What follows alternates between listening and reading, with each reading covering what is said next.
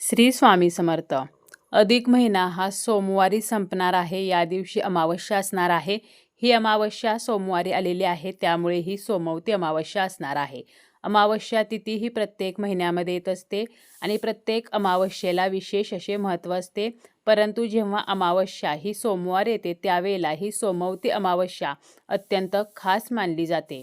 अधिक मासाची अमावस्या ही 3 वर्षातून एकदा येत असते आणि सोमवारी अधिक अमावस्येच्या दिवशी आपल्याला सायंकाळच्या वेळेला घरावरून एक वस्तू ओवाळून टाकायची आहे, ज्यामुळे आपल्या घरातील सर्व दोष संपतील, आपल्या कुटुंबाची, आपल्या घराची प्रगती होईल. आपल्या कष्टांना नशिबाची साथ मिळावी म्हणून आपल्याला हा उपाय करायचा आहे. कधी कधी आपण खूप कष्ट करत असतो, परंतु त्या कष्टाला हवे तसे फळ मिळत नाही. बघा, या जगामध्ये कष्ट करण्याला कोणताही पर्याय नाही. कष्ट जे आहेत तर ते प्रत्येकाला करावे लागतात आणि प्रत्येक गोष्टीला मेहनत जी आहे तर ती घ्यावीच लागते, कारण फुकट असे या जगामध्ये काहीही मिळत नाही. परंतु आपण खूप कष्ट करत आहे तरीसुद्धा आपल्याला त्याचे फळ मिळत नाही. घरामध्ये पैसा येत नाही किंवा आलेला पैसा टिकत नाही, मुले ऐकत नाहीत, तर तुम्ही हा उपाय जो आहे तर तो करू शकता. हा उपाय करण्यासाठी आपल्याला जास्त काही नाही, तर फक्त आपल्याला स्वतःचा थोडासा वेळ द्यायचा आहे. त्यामुळे हा उपाय करून पाहायला काहीही हरकत नाही. आता आपल्याला या दिवशी काय करायचं आहे, तर संध्याकाळी 3 सांजेच्या वेळेला मीठ न घालता भात शिजवायचा आहे. आणि या भातासाठी आपण जे तांदूळ वापरणार आहोत तर ते सुद्धा आपल्याला धुवून घ्यायचे नाहीत, तर आपल्याला डायरेक्ट हे तांदूळ वापरायचे आहेत. आणि हा भात शिजल्यानंतर आपल्याला तो थंड होऊ द्यायचा आहे. यानंतर काय करायचं आहे, तर एका प्लेटमध्ये किंवा एका तामणामध्ये हा भात काढायचा आहे आणि त्यामध्ये आपल्याला आंबट असं दही घालायचं आहे आणि आपल्याला ते मिक्स करून घ्यायचं आहे. आणि आपल्या घराभोवती आपल्याला हा दही भात जो आहे तर तो शिंपडायचा आहे. बऱ्याच ठिकाणी बघा गावाकडे हा जो उपाय आहे तर तो केला जातो आणि हा जो उपाय आहे तर तो खूप पूर्वीपासून चालत आलेला उपाय आहे. म्हणजे आपले जे वडिलोपार्जित लोक होते, आजी आजोबा, तर ते हा उपाय जे आहेत तर ते नक्की करायचे. त्यामुळे हा जो उपाय आहे तर तो अतिशय प्रभावी उपाय आहे. बऱ्याच वेळेला हा दही भाताचा उपाय जो आहे तर तो केला जातो आणि हा उपाय केल्यामुळे आपले जे काही वास्तुदोष आहेत तर ते सुद्धा नष्ट होत असतात. आणि आपण जेव्हा आपल्या घराभोवती हा दही भात शिंपडतो तर यानंतर आपल्याला काय करायचं आहे, तर हातपाय धुवूनच घरात यायचं आहे. त्यामुळे आपल्याला हा उपाय करण्याअगोदरच एक बादलीभर पाणी आपल्याला घराबाहेर ठेवायचं आहे.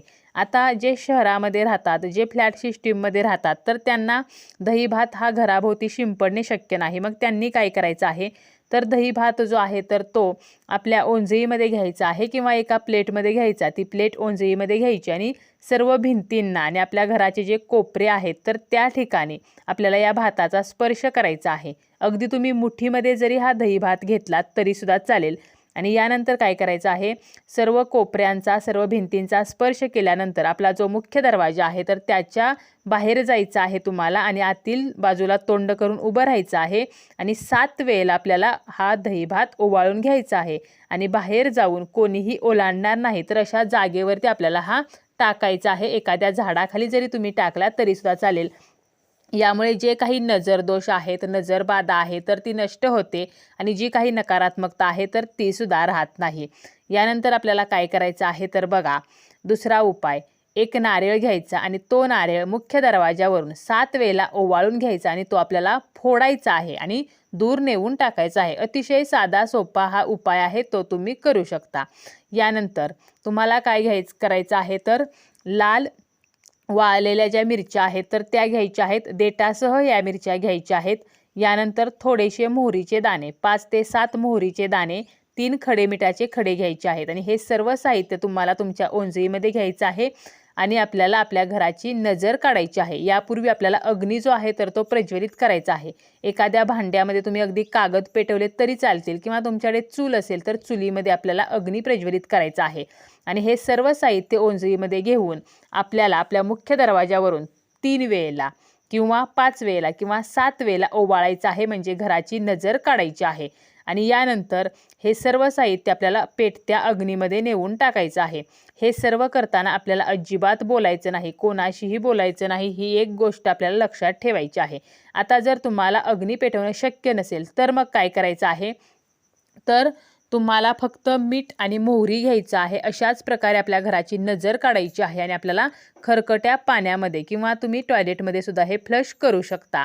तर अशा प्रकारे आपण आपल्या घराची नजर काढू शकतो. आता जर तुम्ही हे अग्नीमध्ये टाकलं आणि असं म्हटलं जातं बघा, आपण नॉर्मली जर मिरची ही आगीमध्ये टाकली तर ठसका लागतो, परंतु जर आपल्या घराला नजर दोष लागलेला असेल तर हा ठसका जो आहे तर तो लागत नाही. त्यामुळे जर तुम्ही या वस्तू अग्नीमध्ये टाकल्या आणि ठसका आला नाही तर समजून जायचं की तुमच्या घराला नक्की नजर लागलेली आहे आणि या उपायामुळे ती नजर जी आहे तर ती निघून जाणार आहे. यानंतर तुम्हाला काय करायचं आहे बघा, तर या दिवशी तुम्ही 7 प्रकारची धान्य घ्यायची आहेत. त्यामध्ये तुम्ही गहू घ्या, बाजरी घ्या, ज्वारी घ्या. तर अशी 7 प्रकारची धान्य घ्या आणि ती तुम्हाला 7 वेळेला तुमच्या मुख्य दरवाजावरून ओवाळून घ्यायची आहेत आणि ही सर्व धान्य तुम्हाला नेऊन कुठे टाकायची आहेत, तर पिंपळाच्या झाडाखाली ठेवायची आहेत. यामुळे आपले जे काही शनिदोष असतील, पितृदोष असतील, कालसर्पदोष असतील किंवा काही ग्रहदोष असतील तर ते नक्की नष्ट होत असतात.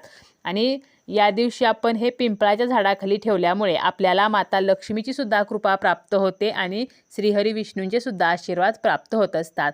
तर हा सुद्धा साधा सोपा उपाय तुम्ही करू शकता. 7 धान्य म्हणजे तुम्हाला काय करायचं, अगदी तुम्ही थोडं थोडं 4-4, 5-5 दाणे प्रत्येक धान्याचे घेतले तरी चालतील. आणि हेही शक्य नसेल तर मग तुम्हाला काय करायचं आहे, तर काळे उडीद घ्यायचे आहेत. तुम्हाला 1 चमचाभर काळे उडीद घ्या किंवा अगदी तुम्ही मूठभर घेतले तरी चालतील किंवा तुम्ही काळे तीळ जे आहेत तर ते घ्यायचे आहेत. आणि हे जे आहे तर हे आपल्याला आपल्या घरावरून ओवाळून घ्यायचं आहे, म्हणजे मुख्य दरवाजावरून आपल्याला ओवाळून घ्यायचं आहे. आणि यानंतर बाहेर जाऊन तुम्हाला चौक असेल तर त्या ठिकाणी किंवा थोडंसं तुमच्या घरापासून दूर जायचं आहे आणि हे जे धान्य आहे तर ते फेकून द्यायचं आहे. परंतु हे कोणाच्याही अंगणात पडणार नाही, कोणाच्याही अंगावरती पडणार नाही किंवा यावरती कोणाचा पाय पडणार नाही, याची काळजी घ्यायची आहे. तर अशा काही वस्तू आहेत, यापैकी कोणतीही एक वस्तू आपण आपल्या घरावरून ओवाळून टाकायची आहे. परंतु यावरती कोणाचा पाय पडणार नाही, याची बाधा कोणाला होणार नाही, याची काळजी आपल्याला घ्यायची आहे. कारण या वस्तू जेव्हा आपण ओवाळणार आहोत तर त्यावेळेला आपल्या घरातील सर्व जे काही नकारात्मक दोष असतील, जे काही बाधा असेल तर ती सर्व या आपण ज्या वस्तू ओवाळतो त्यामध्ये कॅप्चर झालेली असते. आणि यावरती जर इतरांचा पाय पडला तर त्या नकारात्मक गोष्टींना त्या व्यक्तीला सामोरे जावे लागते. त्यामुळे कोणालाही नुकसान होणार नाही, याची मात्र आपल्याला काळजी घेऊन हा उपाय जो आहे तर तो करायचा आहे. अतिशय प्रभावी, साधा, सोपा, कमी वेळेमध्ये होणारा आणि 100% रिझल्ट देणारा असा हा उपाय आहे.